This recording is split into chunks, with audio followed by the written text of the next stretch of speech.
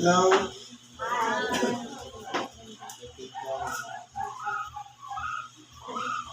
Isang mapagpalang hapon sa bawat isa sa atin.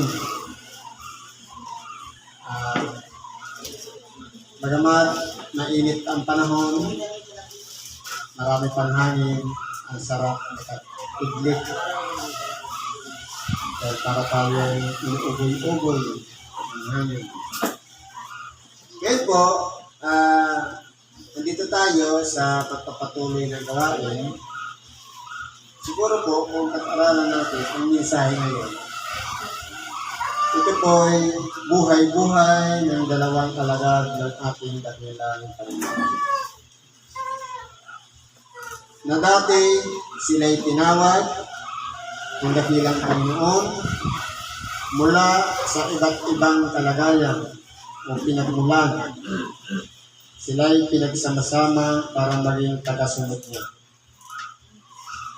Pero po, sasariwain natin sa ating sarili, ano ba ang naging buhay-buhay ng dalawang alagad ng dakilang Panginoon. Ang ikalawang aralin po, ayon din sa Ebanghelyo ng Apostol Juan, sa Kapitulo 21, versikulo 15 hanggang 19. Ang sabi ganito, kaya nang mga kapawing gutom sila, ay sinabi ni Jesus kay Simon, Pedro, Simon, anak ni Juan, iniibig mo ba ako nang higit kaysa mga ito? Sinabi sa kanya, oo, Panginoon, nalalaman mo na kita'y iniibig. Sinabi sa kanya, pakanin mo ang aking mga kordero. Sinabi niya sa kanyang muli sa ikalawa, Simon, anak ni Juan, iniibig mo ba ako? Sinabi sa kanya, oo, Panginoon, nalalaman mo na kita'y iniibig. Sinabi sa kanya, alagaan mo ang aking mga tupa. Sinabi sa kanya ng isa tatlo, Simon, anak ni Juan, iniibig mo ba ako?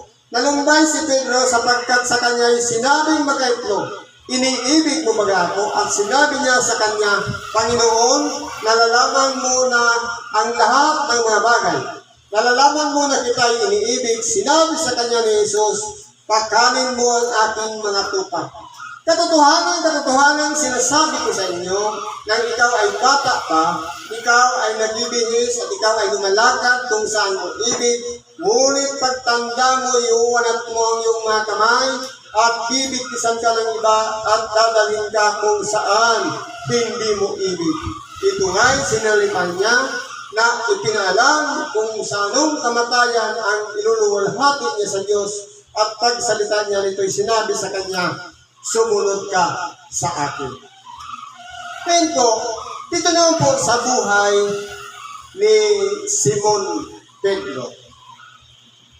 Siya po, nung tinatawag pa siyang Simon, ay para siyang tambong inuugat ng hangin na walang paninindigan. Ibig sabihin, katulad din natin mga tao na mahina ang loob, hindi maaaring mamuno. Dahil nga po sa mahina ang loob, hindi makapagsalita. Paano kung halimbawa, nung ipinagkaloob na sa kanya ng ating dakilang Panginoon, ang magpalayas ng demonyo.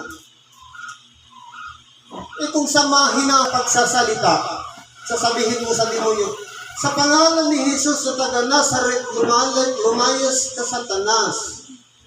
Kung ganun ang pananalita mo at wala kang paninindigan sa sarili mo, paano siya susunod? Dapat may katigasan. Kaya nga nagpapalayas ka para may diin, may impact ang pagpapalayas. Paano lalaya si Satanas kung para mo kinakausap, kaibigan mo si Satanas, unang utang na lumayas ka na. Pero kung may paninindigan, may diin. Kaya nga, tinawag na Pedro. Sasabihin mo, hindi ba ka sa atin ipinagkaloob din ang magpalayas ng mga demonyo? Sa pangalan ni Jesus Kristong taga-Nazaret, lumayas ka Satanas. Dapat may punto. Hindi yung may, kumbaga may kahinaan ang lupa mo siya lalayas. Baka tayo ang palayasin sapagkat talo tayo niya. Sapagkat tayo po'y nasa laman, mahina po talaga tayo. Ngayon, naging karanasan ni Simon Pedro ang maging mahinang tao. Pero pinatigas siya ng ating dakilang Panginoon sa pamamagitan ng pagtuturo ng manindigan. Pero po hanggang sa huling panahon, na buhay ng ating dakilang Panginoon, kung maalala natin, sabi ng ating dakilang Panginoon, ang anak ng tao ay ibibigay sa mga matatanda at siya'y papatayin. Anong sagot ni Simon Pedro? Hindi mangyayari yan sa iyo, Panginoon. Upagkat handa niyang ibigay ang kanyang buhay para sa ating dakilang Panginoon. Anong sagot ng ating dakilang Panginoon?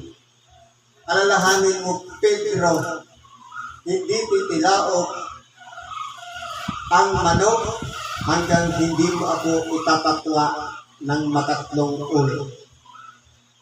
Kaya po, binaliwala lang yun ni Simon Pedro. Pero, nung dumating ng dinakip na yung ang ating dakilang Panginoon, sabi nga, sasaktan ko ang pastol at mangangalat ang mga tupa. Totoo po, nung naghahanda pa lang ang ating dakilang Panginoon ng panalangin, nasa 1:17, anong ginawa ng mga alagad? Silang lahat ay nangatulog. Dapat pinangunahan ni Simon Pedro ang magpuyat, pero siya pa ang unang natulog. Nung hinuli na ang ating dakilang Panginoon at pinagpasapasahan na ng mga matatanda ng bayan, ano ang nangyari? Hindi pa nung nagpapainit si Pedro doon sa paligid kung saan nakikita niya ang ating dakilang Panginoon at may nakakilala sa kanya, hindi ba kasamahan ka rin niya? Ano sabi niya doon sa babae? Hindi ko siya kilala. At ganun din. So doon sa bantay, ganun din ang sinabi niya, hindi ko siya kilala. Nung magawa niya na ng ikatlong ulit, sabi, napakahalata itong ang pananalita mo, kaparihas ng pananalita niya. Ikaw nga yun. Hindi ko siya nakilala. Nung tumilaw ang manok sa kanakilala ni Pedro at siya'y umiyak at nagsisi. Sapagkat sa bulalas lamang niya ng kanyang bibig, handa niyang ibigay ang kanyang buhay. Pero pagdating sa paninindigan, hindi niya magawa dahil nga inihula na ng ating dakilang Panginoon na tatlong ulit siyang itatatwa sa piling ng mga matatanda ng bayan.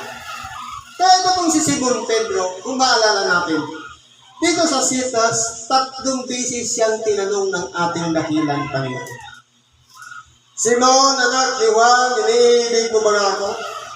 Sa 3 bersikulo, pare-parihas ang tanong.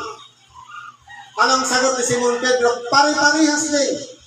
Doon sa una at ikalawa, pero doon sa ikatlo, siya'y nalumbay na. Kumbaga nagdamdam, bakit kaya ang ating Panginoon ay 3 beses akong tinanong? Siguro kung sa ating kalagayan, kapag tayo po ay halimbawa ito, pinagbibili na pangalagaan mo ang iyong mga kapatid. Sila'y huwag mong hayaan na sila'y mapariwara o mapahamak. Kung 3 beses sasabihin sa atin, maalala lang, bakit kaya paulit-ulit sa akin? Wala bang tiwala doon sa una at pangalawang sinabi sa akin na sumagot na ako ng oo? Bakit kinakailangan pang ulitin? Maraming masasaktan na tayo sapagkat ang gusto ng ating dakilang Panginoon, maramdaman ni Pedro. Kaya nga sinalumbay, maramdaman niya na kinakailangan maalala ni Pedro yung mga habilin sa kanya ng ating dakilang Panginoon. Ano ang unang habilin sa unang tanong? Pakainin ang mga kordero.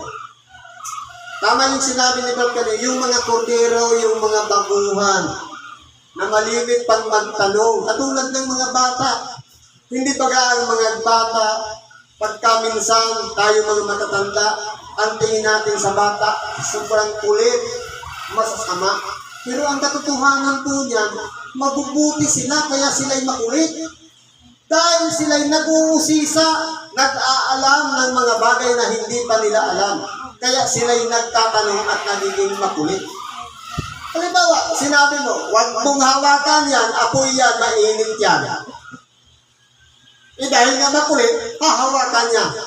Matututo siya kung siya'y mapasok na, ay oo nga pala, mainit talaga pala. Ganyan po ang mga bata. Ganyan din yung mga baguhan. Kapag pinagbilingan mo na, binigyan mo na ng aral, pagka minsan duda pa, maghahanap pa yan ng mga bagay na uling paliwanagan sila. Ganyan po ang mga kordero. Ngayon sa tupa naman, alagaan ang mga tupa. Ngayon, paano pag-alaga? Kung yung mismo nag-aalaga, hindi marunong magpakain. Kinakailangan may tamang oras ng pagpapastol kung paano mo papakainin ang iyong pinapastol. Sapagkat kawawa naman yung mga alaga kung sila'y mga matay dahil lamang sa katabalaan. Alalahanin natin mga kapatid, ang pinapastol dito na tinuturo ng ating dakilang Panginoon kay Simon Pedro, walang iba yung mga taong umaasa lahat sa ating dakilang Panginoon, yung mga tagasunod niya, na kinakailangan pakainin ng pagkain spiritual sa makatuwid bagay ang salita ng Diyos na pinakakailangan ng ating nag-iisang kaluluwa. Na diyan po nabubusog ang ating diwa, ang ating pag-iisip, nagkakaroon tayo ng pag-asa na magpatuloy dito sa ibabaw ng sanglibutan. Sapagkat kung wala pong salita ng Diyos, ang tao ay may kanya-kanyang lakad. Pero dahil sa salita ng Diyos, nalaman ng mga tao na mayroon pa palang pag-asa. Kahit gaano nakasama, kahit gaano na ang naging, kumbaga yung kwento ng buhay ng isang tao ay napakasama. Kumbaga hindi na karapat-dapat na tawagin pang isang mabuti sapagkat sila'y gumawa na nga ng kasamaan. Pero dahil lamang sa isang sigaw na sasabihin, mahabag ka sa akin na isang makasalanan, may kapatawaran pala yun sa Diyos. Kaya yun po yung pinakakailangan, busugin natin ng salita ng Diyos. Yun po yung pamamaraan para ang tao ay muling makalapit sa Diyos. At madagdagan pa yung mga inaalagaang tupa sa makatuwid, hindi lamang yung mga narito ang mabusog, kundi marami pa tayong mahikayat sa pamamagitan ng pagbabahagi naman ng mga nandito na nakinig ng Ebanghelyo, ibabahagi naman natin sa ating mga kapwa. Ano pa ang ginawa? Sa pangatong ulit na sinabi ng ating dakilang Panginoon, alagaan mo ang aking mga tupa. Ibig sabihin, hindi lang yung mga kabataan ang dapat na pakainin o alagaan, hindi lang yung mga tupa ang dapat na alagaan, kundi pakainin din sila. Kinakailangan kumpleto ang paggawa natin. Sapagkat papaano natin masasabi na inaalagaan natin ang isang tupa kung hindi mo naman pinapakain? Kung kulang sa tubig, masasabi ba natin yan na pag-alaga? Pero kung lahat ng pangangailangan pinuprovide natin para lamang maramdaman nila na mayroong nagpapastol sa kanila, napakahalaga po yun sa kanilang buhay na may maalala sila na grabe ang sakripisyo ng ating kapatid. Sapagkat dahil dito'y, bagamat ako'y naging isang makasalanan, ako'y naligaw at hindi na nagsumunod sa kalooban ng Diyos. Bagamat napalayo ako at hindi na nakarating ng simbahan, pero dahil sa iyo kapatid, nandito ako bumabalik na muli upang palakasin at magpatuloy sa aking sinumpaan tungkulin sa harapan ng ating dakilang Panginoon. Yan po yung tungkulin natin. Hindi yung kapag hindi na umatin, wala na tayong pakialam. Tungkulin po natin dalawin yung mga ulila, mga babaeng bao, yung wala na silang inaasahan maliban sa Diyos na lang. Kaya po, tayo po mga tao tinuturuan dito. Inihalimbawa lang yung kwento ni Apostol Pedro, dapat iyan din po ang gawin natin. Kaya maging ang magiging kalagayan ni Simon Pedro kung paano siya mamamatay, at kung paano ang kanyang pagtanda, sinabi rin sa kanya ng ating dakilang Panginoon. Sabi, nung bata ka pa, ikaw ay lumalakad kung saan mong ibig. Ngunit pagtanda mo, ikaw ay lalakad kung saan na hindi mo ibig. Ibig sabihin, masusunod na yung kalooban ng Diyos. Katulad din natin, kung sarili nating kalooban, ganitong oras sarap matulog sa tahanan. Sa ating bahay, lalong-lalo na kung aircon, mahirap magbiyahe, traffic. Pero dahil sa kalooban ng Diyos, nandiyan tayo nakaupo sa isang upuan, tinawag tayo para makarating dito sapagkat ang aralin ngayon ay hindi na uulitin sa sunod na pagbalik natin sa isang linggo. Kaya tayo pinagsama-sama para mapakinggan natin ang aral na inihalimbawa si Simon Pedro sa bawat isa sa atin upang siya natin lakaran. Naging gabay sila sa atin. Dapat po yun din ang maging pamantayan natin sa buhay na walang iba. Ang manindigan tayo sa ating sinumpahan sa dakilang Panginoon. Sumunod tayo sa kalooban ng Diyos sapagkat dalawa po yan. My will and His will.